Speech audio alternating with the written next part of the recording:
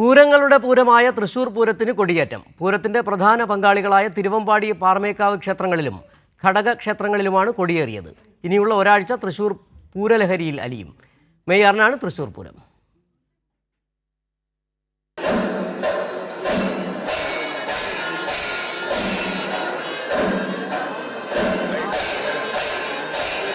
ആർപ്പുവിളികളും ആരവങ്ങളുമായി തൃശ്ശൂർ അങ്ങനെ ഒരു പൂരക്കാലത്തിന് തുടക്കമായി. പൂരത്തിന്റെ വരവറിയിച്ച് തിരുവമ്പാടിയിൽ കൃത്യം 11:30 തന്നെ കൊടിയേറ്റ് ചടങ്ങുകൾ ആരംഭിച്ചു. പിന്നാലെ പൂരാവേശം അലതല്ലി പാറമേക്കാവിലും കൊടിയേറ്റ്.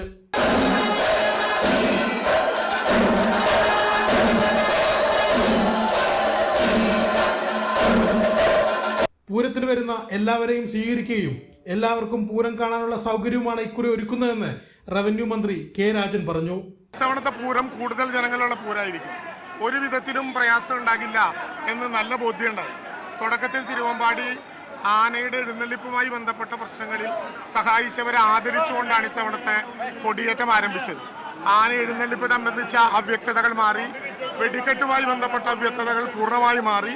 നമ്മളൊരു വലിയ കരുത്തോടെ ഇത്തവണത്തെ പൂരം ആഘോഷിക്കുകയാണ്. ഇനിയൊന്നും ബാക്കിയില്ല.